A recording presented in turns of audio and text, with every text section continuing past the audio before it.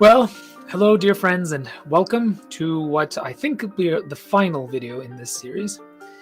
It's been a lot of fun. Thank you so very much, especially to my patrons and to my newsletter subscribers for a lively conversation that I've been having. In fact, I was just freshly off a lively conversation with somebody who disagrees with a lot of things that I'm saying in this video, or at least is providing a slightly different spin on how one might approach the question of how do we discern good stories. I welcome it all, even if I get snippy, even if I get a little bit opinionated. I welcome it all. I love this conversation that we've been having. It's been a very interesting one. Quick recap. I'm not going to go through all the 5 videos. I know that at least a few of you have been complaining that the recap section in these videos is too long. Make the people watch the old videos. They say, well, yes, go ahead, watch the old videos, especially for today, because today's really putting it all together. So you're not going to make much sense of this unless you've at least watched video 5. I am going to quickly recap the main point in video 5 because I don't think I did a good enough job in really summarizing my main point. It happens. The point I was trying to make in video 5 is that there is in this current culture, especially in America, and I think this is true of pretty much everybody in the West, there is a really strong sense of antagonism between the masculine and the feminine in the culture in general. I don't mean specific people. I don't mean specific men and specific women. I just mean the impulses and the sort of the drives and the worldviews and I don't know how you would even say it, the experience of what it means to be male and what it means to be female. And this experience comes through, of course, in our storytelling traditions, because our storytelling tradition, as I've repeatedly tried to make the point, is an encapsulation or a kind of recapitulation in mythological and figurative language of what it means to be human. And obviously what it means to be human is going to include both what it means to be a man and what it means to be a woman. My point that I didn't make well enough in the last video is that the hero's journey in its worst manifestation is a manifestation, or can be rather, a manifestation of what some people nowadays call toxic masculinity. It can be a manifestation of a manhood that hasn't been tamed. The aggressive principle that will stop at nothing to get at what the hero wants. This does come through sometimes in the hero's journey, and it also comes through in some people who talk about the hero's journey and some people who prefer hero's journey type storytelling over all others. I do agree with that, and I will acknowledge that to be the case.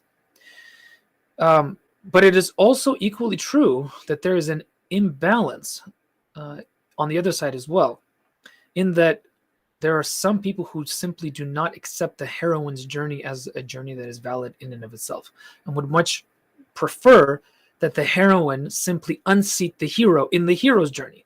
Never mind that the heroine's journey is an ancient mythic way of telling stories. But even if one were to accept the heroine's journey as a valid way of telling stories, as a way of expressing a storytelling principle from the expression of the female, it is still not a complete story. Just as the hero's journey by itself can still be an incomplete journey, an incomplete story. And I tried to explain how in some stories there is a harmonization that happens, a kind of dance that happens between the heroes and the heroines' journeys. The Last Unicorn by Peter S. Beagle shows this very beautifully. But I want to push this even a little bit further, and this is the thing that gets a little bit tricky. I was really fascinated recently watching listening to a long podcast episode on Jonathan Pageau's Symbolic World, where he was talking to a non-Christian graphic artist named Ben Hadke. And apparently, I didn't know Ben Hadke before he came onto Jonathan's channel, but apparently he's quite well known in his niche and is rather a famous guy. So it was clear by Jonathan's reaction that he was quite pleased and quite honored to have him on his channel. The conversation that ensued between the two of them was fascinating because it was evident that it went in directions that were not expected for either one of them.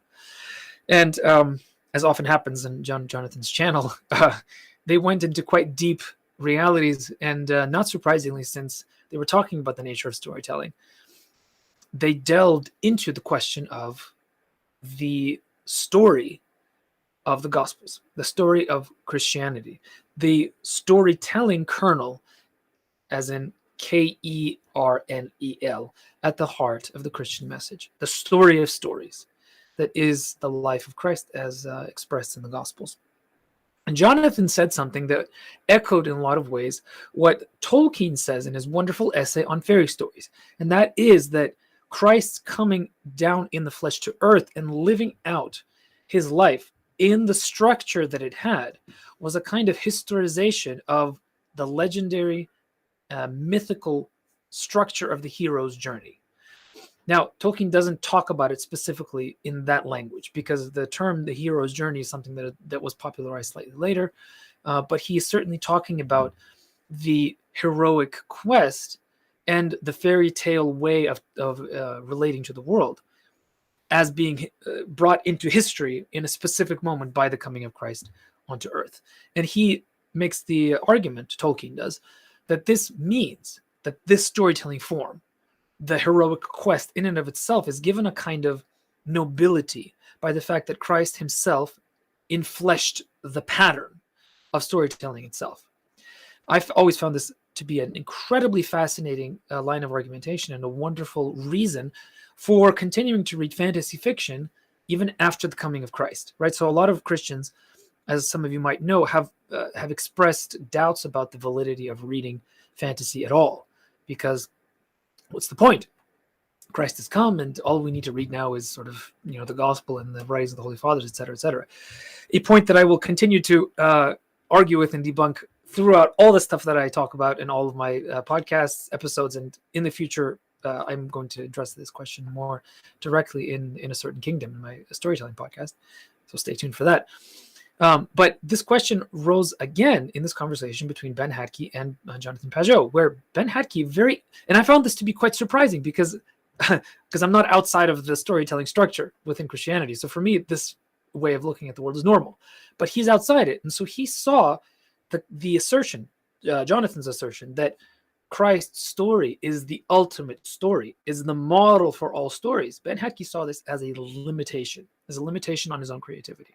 And interestingly enough, I found this same expression in Angus Fletcher's own conversation, which I've referenced many times in this video series, with Jonathan Pageau. Both of them seem to come from a materialistic, non-Christian, non-religious background. Again, no judgment here. It's simply an expression of facts. And from that perspective, to look at the idea of Christ coming and kind of historicizing the legendary hero's journey or heroic quest and making it a kind of model upon which all other stories are built and towards which all stories will, from that moment on, aspire and never fully be able to encapsulate the beauty of it, he found that to be a terrible thing. How can I create knowing that the best story ever told has already been told? Now, I found that surprising because I've always thought, being a silly traditionalist that I am, that having a model, having a tradition to which one might look up to, is something that actually helps one's creativity. Knowing that there have been others before you that have done it better, and that you do everything you do in emulation of them, is a freeing thing, I would have thought. And I think that there's some interesting neurobiological research to suggest this to be the case as well. That, even if we were to talk simply about the question of unlimited choice, when somebody is presented with unlimited choices in any action, the person will lock up and not know what to do. It's called decision overload, right? So this is certainly the way I've always looked at the question of Christ's story being the story of stories. And this is where I think it might be useful to look at Christ's story as a kind of harmonization of all storytelling impulses throughout history.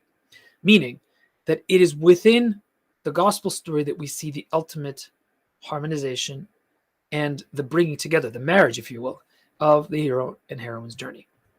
Because Christ's life does match very closely, beat by beat, the traditional heroic quest or the hero's journey. But it also matches, almost beat by beat, the heroine's journey as well. Now, I need to mention one thing.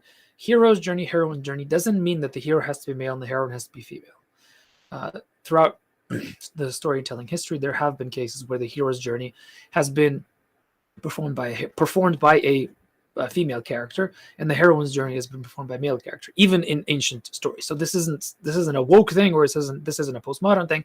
This is simply how it always has been. So if I'm saying that Christ in some way harmonized the two, I'm not in any way suggesting a point of gender or something analysis, right? All I'm saying is that you do see all the beats of both storytelling structures within the life of Christ.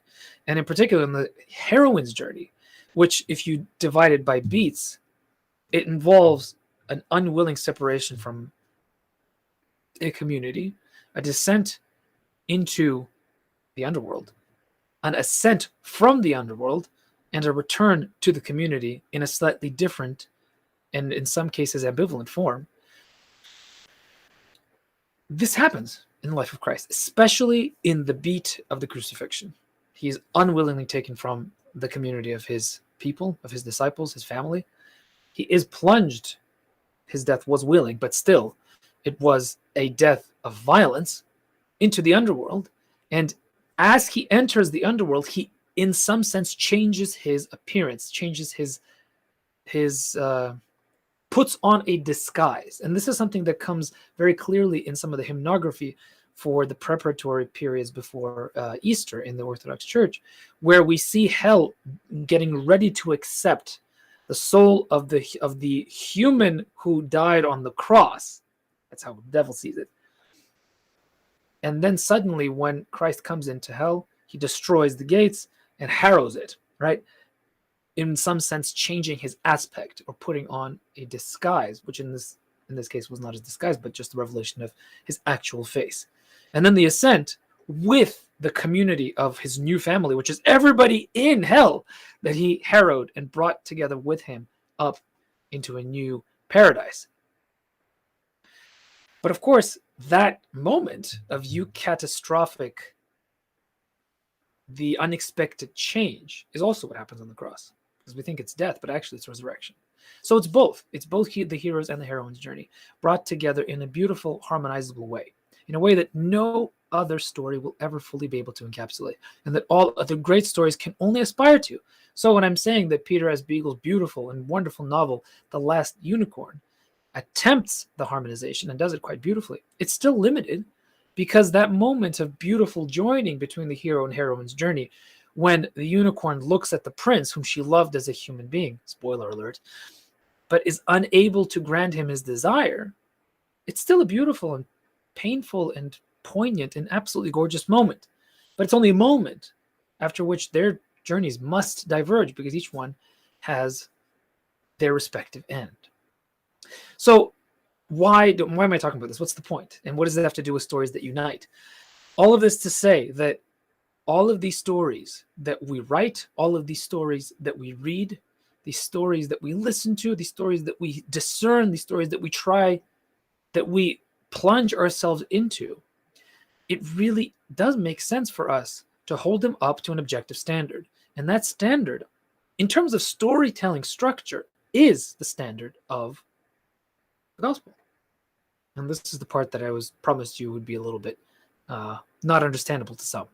And of course, this is not me talking to you, all of you, and saying become a Christian. All I'm saying is that purely within a storytelling structural sense, there is a kind of perfection to the story of the gospel, in that it took the old mythic forms and made them into history. And so everything we tell afterwards has to necessarily reflect back on that historical moment, and will necessarily be limited or less than that story, because that story is a story that no one ever told. Not before, not after. No one is ever able to tell, because it is a story of God becoming man and raising man up to the divine. A story that was never told before or since. It can only be told once, because it only happened once. Okay, so what do we do with all this? What do I want you all to come away with after these 6 videos? Well, 2 things. I want you to start using these stories, all the stories that I talked about in the first 5 videos, to become more like mushrooms. What does that mean? Well, I want you to start becoming deeply rooted and wholehearted, with the potential of eventually you, each one of you individually, becoming the mushroom mycelium for your forest ecosystem. For those of you who don't remember what I'm talking about this amazing quality that the mycelium of a mushroom has, in that it is much larger than the individual bits of mushrooms that we see above ground. It is a huge swath of mushroom that encapsulates a lot of the other plant life within the forest floor. And it facilitates nourishment transfer between different species of plants, something that is very strange and very unusual in the strictly dog-eat-dog world of natural selection.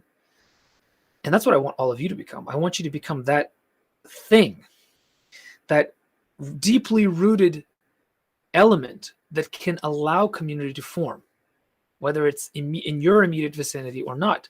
Depends on who you are and whether or not you're able to take that leading role in putting that community together. You must consider, though, that there is much more to becoming this mushroom than simply reading deeply. And I'm going to refer you to an episode on Cal Newport's Deep Questions podcast, episode 131 of the Deep Questions podcast.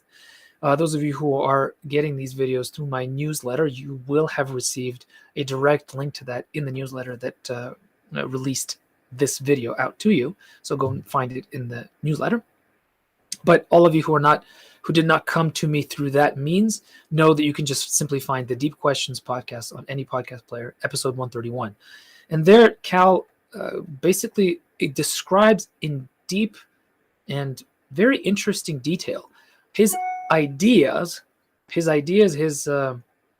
desires for everyone to be able to live a more deep life, especially after the pandemic. It's a beautiful episode, and he talks about such things as the need for awe and reverence. And I think a reading practice can lead towards that experience. But there are other things that you need to do as well if you want to become that kind of that center around which a community can form. And I hope that all of you do want this, especially since you can see that around this community is breaking down all the time. So I guess what I'm hoping for you is that even though this is difficult, I hope that slowly and surely each one of us, including me, begin that work, that significant work on becoming rooted ourselves, within ourselves, first and foremost, on picking up the pieces of our heart through the transcendent experiences through the transcendent experience of being inside beauty that occurs when we read and encounter truly beautiful fiction, the classics, the fairy tales, the epic poems, and even many speculative novels of our time. And that's the other thing that I want to argue eventually, is that really the place where we should be looking for transcendence nowadays is not in realistic fiction. But that's a pet peeve of mine. So after we start doing that significant work on ourselves, before we finish, because you are never really finished in the great work of becoming wholehearted. It's a lifelong journey. But at some point, you have to start sharing that journey with others. And how can you do that? Well, it's simple. Share a book that you loved with a friend after you've invited them over for dinner. That's one thing you can do. It's simple, and it can be a beautiful thing. Go even deeper. Choose a few of your local friends, people that are near you physically, geographically, maybe fellow parishioners, maybe the members of your knitting club, whatever, it doesn't matter. It could even be a virtual thing, which is certainly what I do on my Patreon. And choose one book to read a month, or one book to read every few months. If it's something that you're able to do in person, make your home hygelig. I don't know if I said that correctly, but we're in the middle of winter. Make your home a cozy expression of something beautiful, and invite your friends to it. Set up some candles, make coffee, share food, break bread together, and then see what happens as you talk about these books that you experience together. Be open to the experience of others. Don't criticize them. Just see how it goes. And then use the insights from both reading yourself and talking about what other people's experiences are to then begin to put the foundation for a more rooted life and community. And this is something that's largely going to happen outside of your own control. I know this because I've experienced it. And I will tell you a personal story about this. When I was straight out of college, college was a fascinating and wonderful experience for me of a lot of community building, but a lot of personal fragmentation, as happens to a lot of college students in our days, because like it or not, much of what college students are taught in the university setting nowadays is not something that's inherently unifying. There's a lot of critical theory going on. There's a lot of postmodern ideas floating around, especially in the humanities. And I was studying Russian and English literature. So you can imagine there was some very odd things that I heard in my English teacher's class. That's for sure. But after that experience, which had its beautiful and community building moments, I came back and started teaching at the local K through 12 school at my parish, St. John's Academy. And around that community of teachers, of simply interested people, and of some students as well, there arose a kind of cultural moment, a very deeply rooted community of lovers of beauty. Some of these people were writers themselves. Some of them were simply readers. Some preferred music to reading. But we all got together in the house of my parents once a week, and we would have intense experiences of community that bonded people in very real ways. It was those moments that then led completely obviously to everything that has happened to me since, to my marriage, to my becoming a published author, to my publishing poetry, to my being a conductor of choirs for 20 years.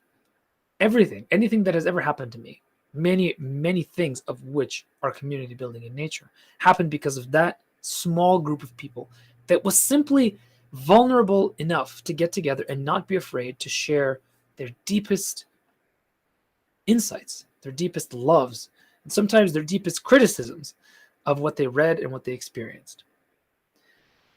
The reason I'm getting into this with such detail is because I'm still getting some resistance from some people who have been watching this video series, who say to me, I don't understand how this actually unites, how reading by myself in my room can unite me with others.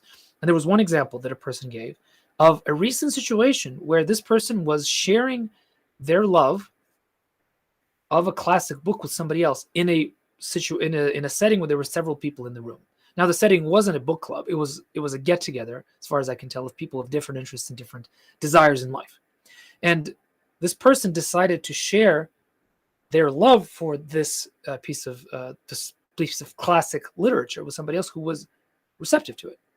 But what a weird thing happened. Another person was in the room, and upon hearing the depth of enthusiasm, I'm assuming, reading between the lines, that these people were talking about this shared experience of literature, got up and said, "You people are too smart for me," and walked out of the room. Of course, that's a very unpleasant experience. So how could that happen?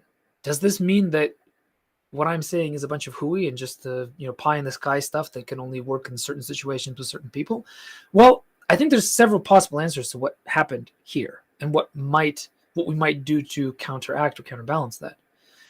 One possible answer is that none of the people in that room were fully mushrooms yet, meaning that every single person in that room was still just dipping their toes into the deep waters of what it means to be fully rooted in an experience of beauty and fully made whole, or at least mostly made whole, by a continuing experience of going through the beautiful, transcendent reality of communion with those stories and storytellers who lived in our past. Maybe it hadn't happened yet for one or some or all of those people in that room. And that's not a bad thing. It was just early for unity to happen, early for community to happen, because community can only happen after we've already begun the work of internal wholeness. Another possible answer is that you really need to do the hard work of finding your own people. And you're not going to be able to be all things to all people. What I'm talking about here is not something that can be encapsulated in that phrase from the epistles of Paul. I'm not talking about a community of lived faith. I'm not talking about a religious community. We're talking about something that is not as exalted, something a little bit lower, but just as important to our sense of being human. because it takes care of the needs of our body and our heart and our mind and our emotions.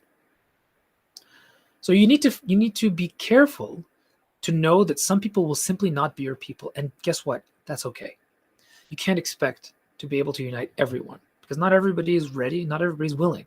And this is an exercise of heart, and heart needs to have willingness if we're going to share hearts. And it's a very vulnerable thing. It's a very dangerous thing, right? It's fraught with all kinds of potential complications because it requires you to be open to another person's heart, and that's a difficult thing to do. But it's a necessary thing to do, and as this person then, told me in our continuing conversation about this video series, this is a point that Rod Dreher made in his book, Live Not by Lies, is that a lot of communities that were able to stay true to their religious beliefs or to simply being who they were throughout all of those communist authoritarian times were people who got together and read together and experienced beauty together, not simply alone. So it does have a historical and a real effect. It works, people. It works, and it's not simply me making pie-in-the-sky plans. That still leaves another important question, and that is, what do we read? And how do we read it in a way that will help us individually become wholehearted people, capable of then becoming connectors to others, the mycelium that then facilitates the transfer of nutrients for other plants, other trees, so to speak? Well, the reality is we have to be cognizant of the fact that there is an objective hierarchy of values in terms of storytelling. Some stories are good, some stories are neutral, some stories are bad. I just finished, actually I didn't finish, the conversation is still going on in the comments of one of my videos where somebody basically suggested to me that the only way you can do this, the only way you can discern good stories is by basically jumping into all kinds of stories and deciding for yourselves which ones are good and which ones aren't. That's certainly one way of doing it. And I think some people are up for that challenge. Those people are probably very strong.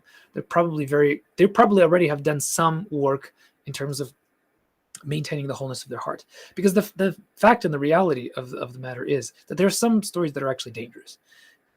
Because we have to believe that to be the case if there are some stories that can transcend our individual fragmented humanity and help us join with others, and the opposite must be true as well. There must be stories that can break the wholeness of our hearts. There must be. And I make this point repeatedly in my reviews of books and movie series, especially in the fantasy and sci-fi genre. I'll talk about that more in a second. But we need to, and this is not a popular way of looking at things. Some people, some mentors of mine in the writer space will scoff at me and tell me you're insane. Matters of taste should not be legislated, they will say, by an objective standard that you impose upon others. And it's a thorny question, I agree, because there's always the potential for power imbalance, for one person's idea of what is good and true and beautiful to be shoved down the throat of somebody else. And of course, anytime there is freedom that is broken in this relationship, in this community, then the wholeness will not happen. Then the connection will not happen. I will say that, and I will say it again and again. You have to allow for the freedom of others. A point really strongly made by Ivan Ilyin, of all people, in his wonderful book, Foundations of Christian Culture, which I translated and which you can get. A lot of the points that I'm making here are taken directly from that book. It's a wonderful, wonderful book. All this to say that we have to admit that there must be a hierarchy and that some stories are bad for you. And if you're afraid of deferring your choice to the choices of others, to the choices of potential or actual mentors, or of a tastemaker, if you just internally rebel at the very idea of others telling you what to do, I can understand that. It probably has something to do with, our respective personalities and the way we view the world. I'm much more comfortable with allowing a mentor, a vetted mentor figure, to tell me more or less what should be avoided and what should not. That doesn't mean that I don't experiment. That doesn't mean that you shouldn't experiment. But you need to be cognizant of the fact that some stories are going to leave you shattered. You've all had this experience. Some book, some movie that leaves you worse off than when you started. And I'm not simply talking about bad quality art. I'm talking about well-crafted, beautiful things that have a darkness of nihilism at their heart. For me, this was the watching of the Green Knight movie. It left me in a much worse place than I started. I didn't like it because it suggested certain things about the human condition that I find to be abhorrent, a point I will make in future videos if you continue to follow me. But really, since it's so hard to discern what stories are good and what stories are bad, here's my solution to the problem. Let's do it together. Let's do it together. We're already doing it partially in the book club that I have in my Patreon community. That's at patreon.com/Nicholas Kotar. But I'd like to introduce a new way for you to do this with me that doesn't involve you necessarily signing up for my Patreon. I am going to be premiering a new podcast. It's called Fantasy for Our Time, and the guiding principle of it is going to come from my writer's manifesto, which I wrote a few years back, which explains my ideas of what makes good fantasy specifically. But I'm also including ideas that I've come up with or I've struggled with during the preparation and the making of these videos.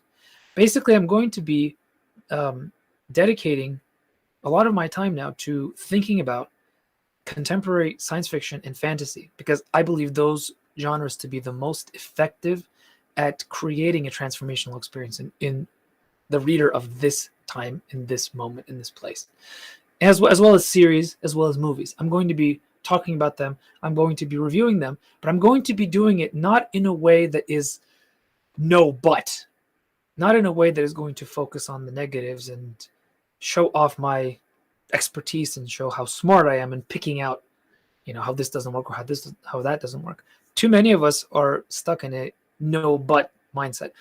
I want this to be an yes and kind of experience.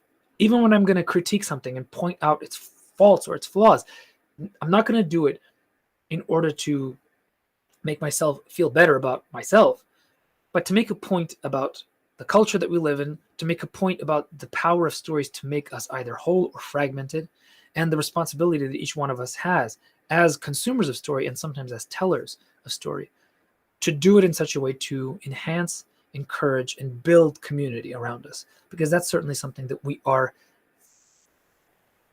don't have enough of. So keep an eye out. If you are on my newsletter, you'll hear about this. If you want to be present for the live streams that are going to be the basis for this podcast, I'm going to be live streaming all of these reviews to my Patreon community directly. Go and join, and that's available for anybody at any tier. Patreon.com/Nicholas Kotar. But if you're just going to want to wait and listen on your podcast player, that's fine too. I'm hoping to drop the first few episodes of this by the end of this month. I'm very excited about this. And by the way, those of you who have been following me, this doesn't mean that I'm abandoning In a Certain Kingdom, my other podcast. Absolutely not. I'm very happy to say that In a Certain Kingdom is coming back late April or early May, and it's not going to have a limited series format. It's going to be bi-monthly, so 2 times a month, indefinitely. So every 2 weeks, you're going to have a new fairy tale with analysis from me, starting in late April, early May. And I don't think this is going to stop my creative flow for my fiction either. Not that I've committed, but I'm planning on writing 3 new books this year, which is going to be 3 more than last year.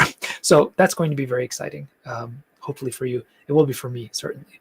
In any case, I just wanted to leave you with that thought that what I'm expressing here is difficult, absolutely.